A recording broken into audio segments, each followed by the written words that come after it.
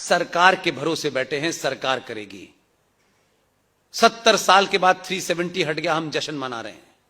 उस 370 से 10 गुना ऐसे कानून हमने पास होने दिए। हम भोले नहीं कि पूरा देश भी लग जाएगा तो भी कई साल लग जाएंगे। और अगर इत्तेफाक से बीच में मोदी आना बंद हो गए तो फिर हम अपनी किस्मत को रोएंगे और फिर हम इसे गाली देंगे और फिर एक दिन मर जाएंगे। जिन बच्चों को हम इतने प्यार से पालते हैं, इतनी केयर करते हैं, हम उन बच्चों के लिए क्या छोड़ के जा रहे हैं, यह सोच के भी हमको डर नहीं लगता है।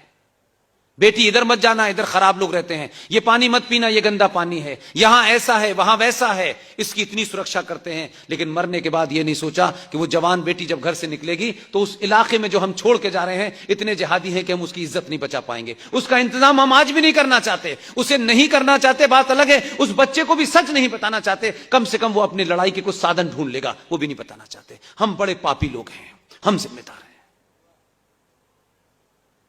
इसलिए मोदी आए, 700 साल के बाद 370 हटेगी, तब तक उन्होंने 370 ऐसे कानून बना दिया आपकी पार्लियामेंट में, और उनकी गिनती पार्लियामेंट में कभी 40 से 50 से ज्यादा नहीं हुई।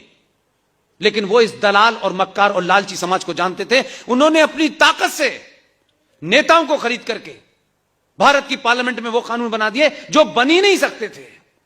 आपको 370 हटाने के लिए 70 साल लगे, 283 से 303 सीटें लगी, तब जाके 370 हटी। इतने सारी चीजें हैं लाइन से, अभी बहुत सारी चीजें हैं। ये देश और राष्ट्र, जब मैं कहता हूं भारत माता का नारा लगा रहे हो, भाई भारत माता है कहां, मुझे बताओ ना। इस कानून के तहत आपका अपना घर नहीं है। दिल्ली में एक 2 कौड़ी का एमएलए, मुसलमान एमएलए, नोटिस, क्योंकि वक्फ बोर्ड का वो चेयरमैन है दिल्ली का, नोटिस भेज रहा है। और वो ये जानता है कि इस समाज में किसको पहले नोटिस भेजो, अगर वो अवेयर और ताकतवर लोगों को नोटिस भेजेगा तो ज्यादा बवाल मचेगा। इसलिए 85 ऐसी कॉलोनी है जहां कमजोर समाज के गरीब लोग रहते हैं। नोटिस भेज देता है वक्फ बोर्ड से कि आपका मकान वक्फ बोर्ड पे बना है, इसे तत्काल समाप्त कर दें, और नोटिस पुलिस को देता है, पुलिस खाली करा देती है। उन गरीबों की गिनती कोई नहीं सुन रहा, क्योंकि अमीर को तो लगता है हमारे पास आएगा तब देखेंगे। अगर अमीर को अपना घर बचाना है तो गरीब के साथ पहले दिन खड़ा होना होगा, ताकि आग आपके पास ना आए। लोगों ने मुझे इतनी देर सुना,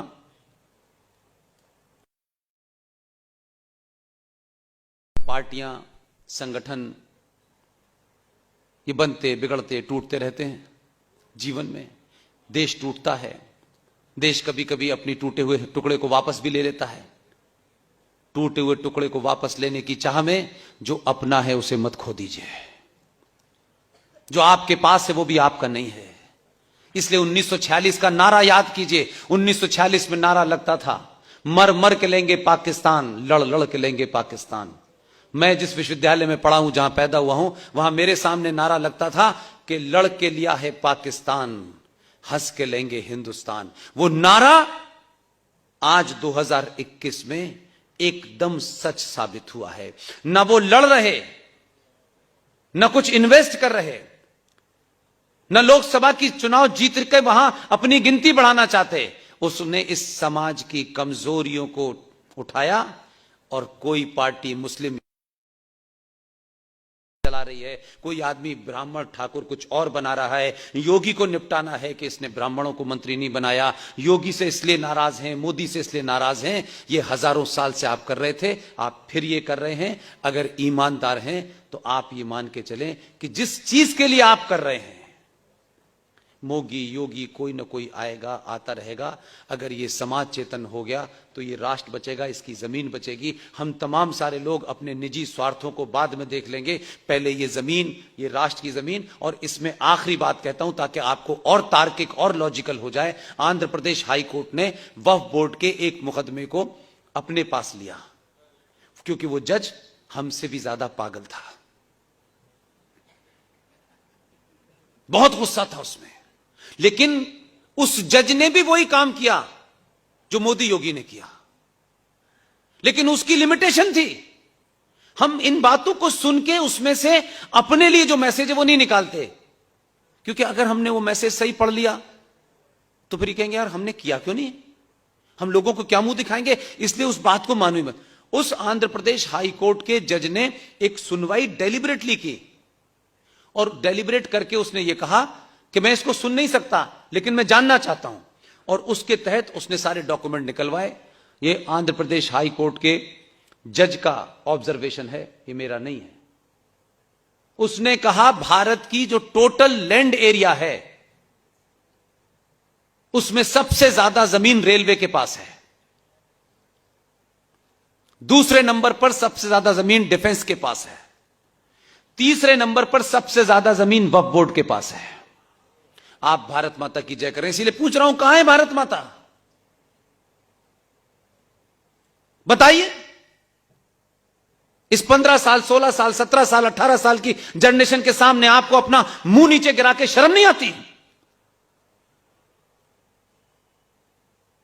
हमको मिला था आधा भारत तो चलो ठीक है, समझ में आता था, लेकिन 70 साल में हमने इस देश का सौदा कर दिया और हम चुप बैठे हुए हैं। कितने लोगों को अमेरिका और लंदन भेज देंगे आप? कौन कौन जाएगा यहां से? उनके यहां भी स्थिति खराब हो गई है, लेकिन अभी भी हमारे दिमाग में यही घूम रहा है, घर अपना नहीं है और दुनिया की बात कर रहे हैं। एक एक घर आपके हाथ से निकल गया है।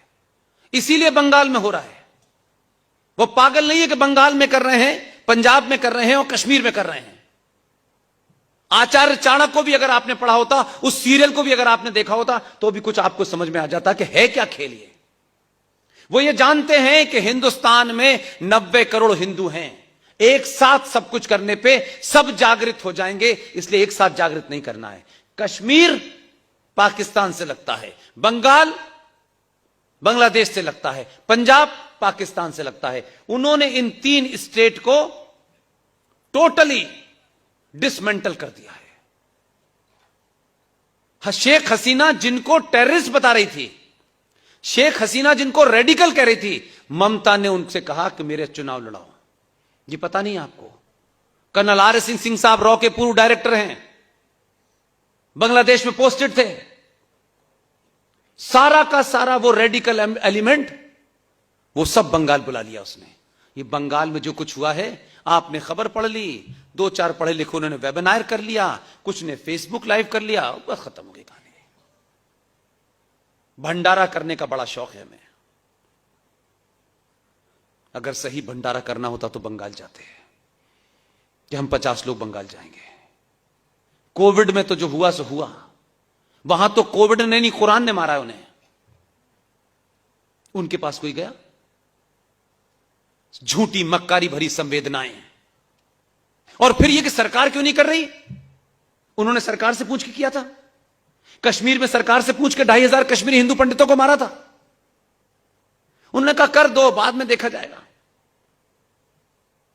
हम देखने के लिए पैदा हुए हैं, अफसोस करने के लिए पैदा हुए हैं, सिर्फ ताली बजाते हैं हम।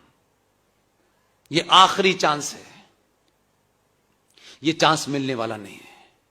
पहली बार दुनिया ने आपकी ताकत को देखा है, अगली बार ध्यान रखिएगा, आपसे मुकाबला करते वक्त जो आपकी सामूहिक शक्ति है उससे बड़ा हथियार इस्तेमाल होगा। इसलिए इस गलतफहमी में रहिए कि ये ऐसे ही रहेगा। वो ताकतें आपको दूसरी ज्यादा, आपसे ज्यादा ताकत का इंतजाम करके आपके मुकाबले पे खड़े होने जा रही हैं। और आपकी अगर यही कायरता ये रही तो मास लेवल पर वही होगा जो 16 अगस्त 1946 को बंगाल में डायरेक्ट एक्शन हुआ। वहां का मुख्यमंत्री शहीद हुसैन सोहरावर्दी ने बंगाल में पुलिस को 2 दिन की छुट्टी दे दी और पहला मुस्लिम लीग का डायरेक्ट एक्शन हुआ। सड़कों पर 10-10 दिन तक जवान जवान लड़कियों की लाशें, मर्दों की लाशें, 15,000 हिंदुओं को काटा। उसकी तस्वीरें गूगल पे अवेलेबल हैं। ये 16 अगस्त 1946 डायरेक्ट एक्शन बंगाल, सब कुछ मिल जाएगा। उन्होंने कभी अपने आप को नहीं शर्माया, यार ऐसा हो गया वैसा हो गया।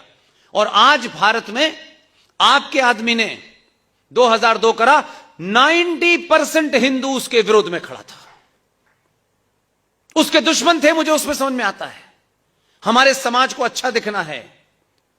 2002 ना होता तो रात को यहां प्रोग्राम ना हो रहा होता। बहुत बहुत धन्यवाद, thank you very much sir.